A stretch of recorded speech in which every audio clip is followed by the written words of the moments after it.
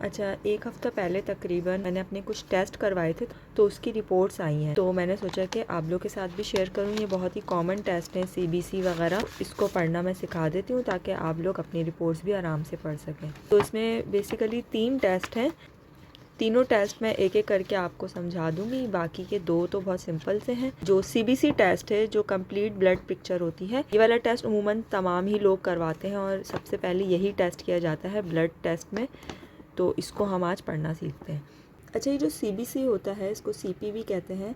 तो complete picture है ये ब्लड की। इसके अंदर ब्लड से रिलेटेड जितनी भी खासियतें हैं वो इसके अंदर शो हो जाती हैं। सबसे पहले नंबर पर तो है एचबी, हीमोग्लोबिन। ये सबसे ज़्यादा मायने रखता है बाकी सारी चीज़ों के मुकाबले में। बाकी सारी चीज़ें भी कहीं ना कहीं मैटर करती ही हैं, बट एचबी को सबसे ज़्यादा कंसीडर किया जाता है। अमूमन लेडीज़ में प्रेगनेंसीज़ के दौरान या बाद में थोड़ा बहुत हीमोग्लोबिन कम ऊपर नीचे होता ही रहता है। तो मेरा हीमोग्लोबिन 11.3 ग्राम्स पर डाइल्यूशन आया है, जबकि 12 से लेके 15 तक होता है। तो हाँ, हीमोग्लोबिन कम है। अच्छा, किसी की भी टेस्ट रिपोर्ट आए उसे एटलीस्ट पता होना चाहिए, पढ़ना आना चाहिए, इतना कि उसको समझ में आ जाए कि मेरी रिपोर्ट नॉर्मल है या फिर ब्लड में कोई मेरे मसला है या कुछ भी ऊपर नीचे है। तो इतना हमें पढ़ना आना चाहिए। तो मैं बहुत ही सिंपल वे में बताऊंगी, इनकी सारी एब्रीवेशंस में नहीं बताऊंगी। इनकी एब्रीवेशंस पर डिटेल वीडियो मैं ऑलरेडी बना चुकी हूँ, उसका लिंक मैं डिस्क्रिप्शन में ऐड कर दूँगी। इस वीडियो में मैं सिंपली रीड करना बताऊँगी कि एक नॉर्मल तरीके से बहुत ही आसानी के साथ हम अपनी रिपोर्ट को कैसे जज कर सकते हैं और जान सकते हैं कि हमारी रिपोर्ट में सब कुछ ओके आया है या नहीं। तो बहुत ही ज़्यादा सिंपल है। पहले आप ये समझ लें कि ये सारे जो हैं टेस्ट हैं, जो कि हमारे ब्लड में बेसिकली होते हैं, ये सारे सेल्स, और ये उसका रिज़ल्ट है। यानी कि मेरे इन सारे टेस्ट का ये रिज़ल्ट आया है, जो कि ये मेरा रिज़ल्ट है। अगर आप अपना करवाएंगे तो आपका यहाँ पे रिज़ल्ट शो होगा। और जबकि ये लिखा हुआ है यहाँ पे रेफरेंस रेंज, इसका मतलब ये है कि फॉर एग्ज़ाम्पल एचबी की हम बात करें तो एचबी को ब्लड में इतना होना चाहिए, ये रेफरेंस रेंज है। अब आपको कंपेयर करना है कि आपका 12.0 से लेके 15.0 के दरमियान है या नहीं। अब देखिए, मेरा 12.0 से लेके 15.0 के दरमियान नहीं है, बल्कि कम आया है 11.3।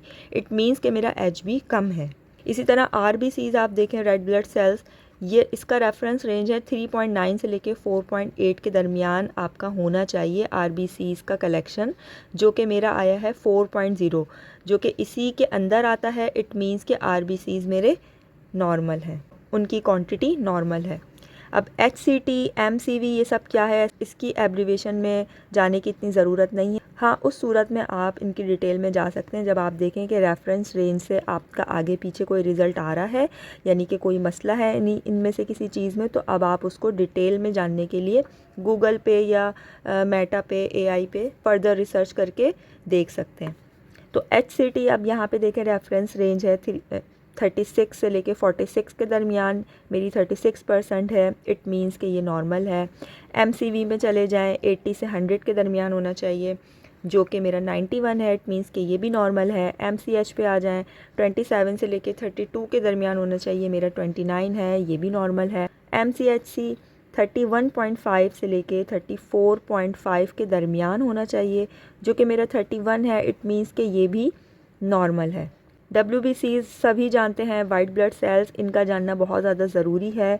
HB RBCs के बाद WBCs का नंबर है। WBCs बहुत इंपॉर्टेंट है। इनकी नॉर्मल रेंज जो किसी भी हेल्दी आदमी में होती है वो है 4.0 से लेकर 10.0 के दरमियान में। तो हमारा रिज़ल्ट भी इसी के दरमियान में आना चाहिए। तो मेरा आया है 8.4। इट मीन्स कि WBCs भी मेरे वाफिर मिक़दार में मौजूद हैं। प्लेटिलेट्स एक और इम्पॉर्टेंट हमारा कंपोनेंट है ब्लड का। इसकी रेफरेंस रेंज है 150 से लेके 400 के दरमियान, और ये मेरा आया है 197, जो कि बिल्कुल नॉर्मल है। अच्छा जी, न्यूट्रोफिल्स, लिम्फोसाइट्स, मोनोसाइट्स, इज़नोफिल, बेजोफिल्स, इन सबको परसेंटेज वाइज देखा जाता है। आप इसको भी इसी तरह से रीड कर सकते हैं। ये 40 से 80 के दरमियान है, मेरा 53% है। 20 से 40 के दरमियान है, 38% है। तो आपको इसी तरह से कंपेयर करते जाना है और मैच करते जाना है। अच्छा, लास्ट में आप लोग देख रहे होंगे कि बेजोफिल्स जो हैं वो 0 से 1 के दरमियान होते हैं, जो कि मेरे 0 आए हैं। तो बेजोफिल्स जो हैं वो ज़्यादातर कभी आते हैं कभी नहीं आते हैं। यहाँ पे रेफरेंस रेंज भी लिखी हुई है कि 0 भी हो सकते हैं और 1 भी हो सकते हैं।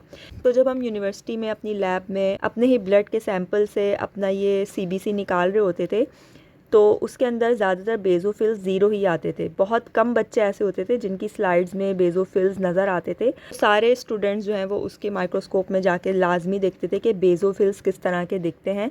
तो बेसोफिल्स उमूमन 0 आते हैं, किसी के 1 भी आ जाते हैं, तो it depends upon the luck.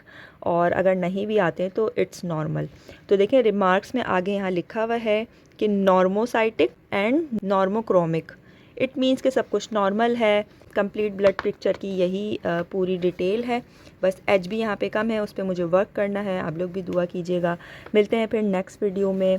ये बाकी के जो टेस्ट हैं इनको भी मैं पढ़ना सिखाऊंगी, और ये कौन से टेस्ट हैं इसके अलावा अल्ट्रासाउंड रिपोर्ट भी आपके साथ शेयर करूंगी अपनी। So till then take care. अल्लाह हाफिज़।